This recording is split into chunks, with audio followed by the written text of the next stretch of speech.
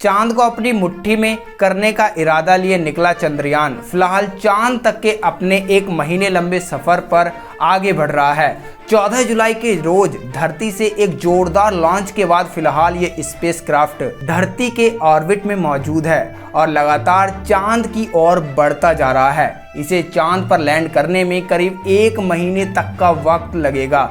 इस बीच ये धरती की कक्षाओं से दूर जाते हुए चांद के करीब आएगा और फाइनली जब ये इतना करीब पहुंच जाएगा तो कुछ इस तरह अपने प्रोपल्शन मॉडल से डिटैच होकर डिसेंट परफॉर्म करेगा, जिसके अंतर्गत करीब 10 मिनटों के हाई वोल्टेज ड्रामा के बाद फाइनली ये चांद की सतह पर एक सॉफ्ट लैंडिंग को अंजाम देगा और इसी के साथ भारत ये कारनामा करने वाला दुनिया का चौथा देश बन जाएगा। दोस्तों, चंद्रयान 3 की इस लॉन्चिंग के बाद से उसके चांद पर लैंड करने तक के पूरे सफ़र को ग्राफिक्स की सहायता से लाइव देखने के लिए बने रहें आज के हमारे इस वीडियो में। चैनल पर नए हो तो सब्सक्राइब अवश्य कर लें।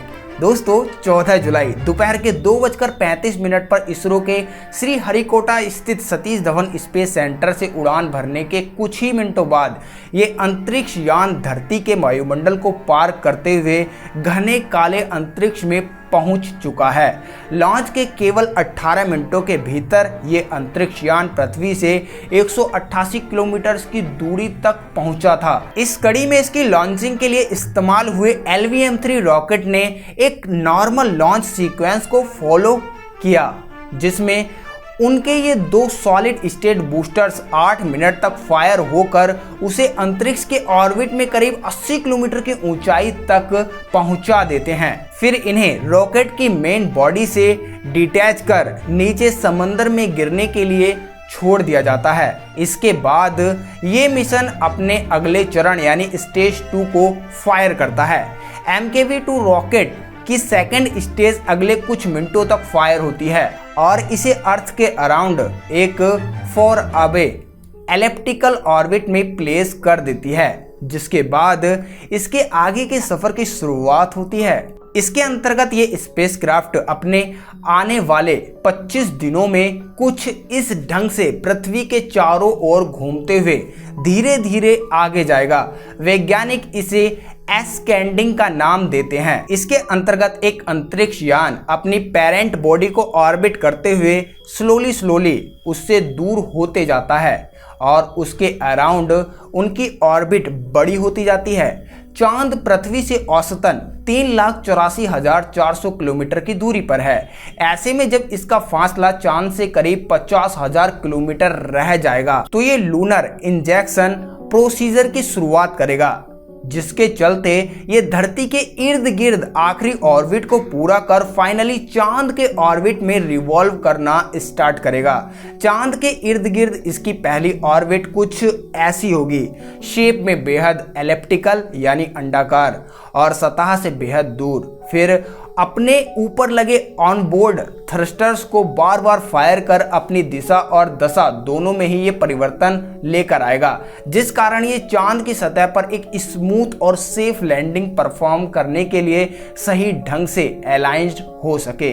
इसके बाद धीरे धीरे ये डिसेंडिंग ऑर्बिट पे गर्दिश करता हुआ चांद के करीब होता जाएगा और लॉन्च के करीब 27वें दिन फाइनली वो मोमेंट आएगा जब ये चांद के इतना करीब जा पहुंचेगा कि इस मिशन के सबसे अहम हिस्से लैंडर और रोवर की लूनर सरफेस पर प्लेसमेंट की कार्यवाही को शुरू किया जाएगा।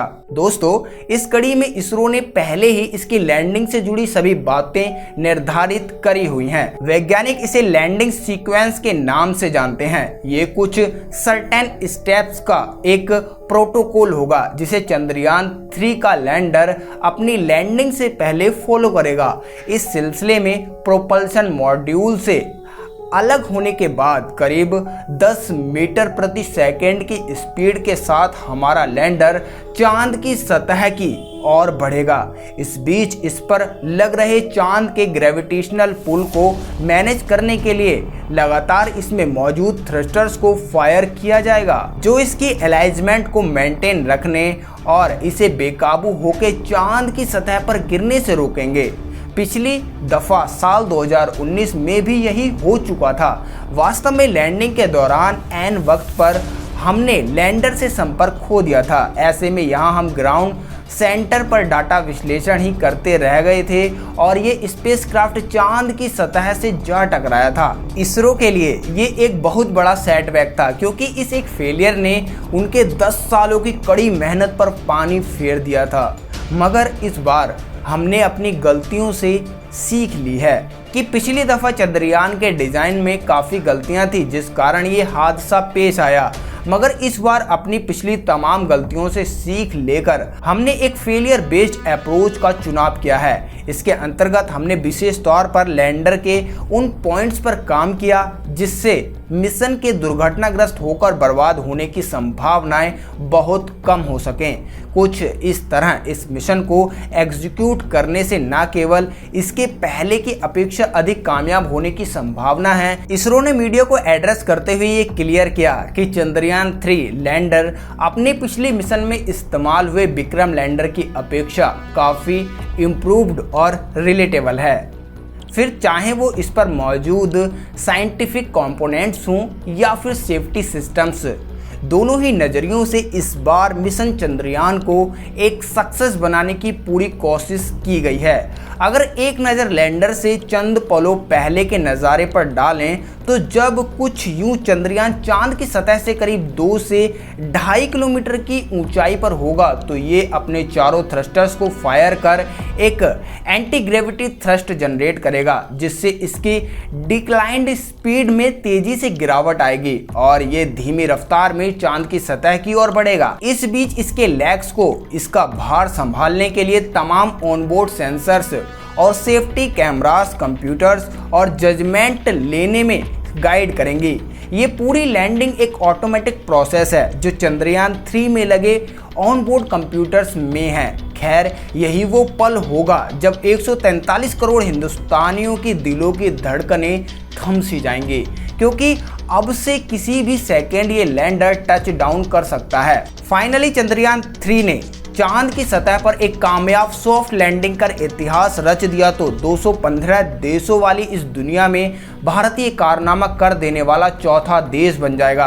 विशेष रूप से इसकी लैंडिंग साइट चांद के लूनर साउथ पोल यानी दक्षिणी ध्रुव के बेहद करीब है। साल 2008 में चंद्रयान 1 ने चांद पर पानी की खोज करके इतिहास रच दिया था। इस कड़ी में इसके अगले दोनों मिशन चंद्रयान 2 और चंद्रयान 3 को चांद के दक्षिण ध्रुव पर खोजी अभियान अंजाम देने के लिए डिज़ाइन किया गया है। अगर कुछ टेक्नोलॉजीज पर बात करें तो चंद्रयान 3 मुख्य रूप से 3 अलग अलग मॉड्यूल से मिलकर बना है, जिसमें एक प्रोपल्शन मॉडल, एक लैंडर मॉडल और एक रोवर मॉडल शामिल है। इसमें से प्रोपल्शन मॉडल का काम चंद्रयान को अपने इंजन्स को बर्न कर स्पेस में एक सही दिशा देना और चांद तक का सफर तय कराना है। इसके अलावा इसका लैंडर इस मिशन का एक बेहद अहम हिस्सा है। इसमें वो तमाम साइंटिफिक इंस्ट्रूमेंट और पेलोड्स मौजूद हैं जो चांद पर ग्रेविटेशनल डायनेमिक्स, स्पेक्ट्रोस्कोपी, मिनरलोलॉजी, हाइड्रोलॉजी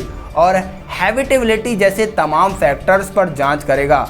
इसके लैंडर के भीतर ही इसका रोवर भी मौजूद है, जो एक छोटा रोबोटिक प्रोब है जिसमें बेहद हाई रेजोल्यूशन फोटो सेंसर्स और कैमरास मौजूद हैं, जो चांद की सतह पर चहलकदमी करते हुए बेहद करीब से इसकी तस्वीरें बनाएगा और आगे इन तस्वीरों को लैंडर की सहायता से धरती तक भेजेगा, जिससे चांद की सतह का बारीकी से अध्ययन किया जा सकेगा और चांद की मिट्टी से जुड़े रहस्यों को उजागर करने में एक बहुत बड़ी सफलता हासिल होगी। अब ऐसे में देखना ये है कि क्या मिशन कामयाब होकर तिरंगे को चांद पर लहरा पाएगा या फिर एक बार हम अपनी इस कोशिश में असफल हो जाएंगे। हम उम्मीद यही करते हैं कि हमारे वैज्ञानिक अपनी कोशिश में ज़रूर कामयाब हो सकें। आपकी इस पर क्या राय है हमें कमेंट्स बॉक्स में ज़रूर बताएं। अगर आपको ये वीडियो पसंद आया हो तो इसे एक लाइक ज़रूर करें और हमारे चैनल आई ओपनर को प्लीज़ सपोर्ट कीजिए। हमें आपके सपोर्ट की बहुत ज़रूरत है। Thanks for watching. बाय।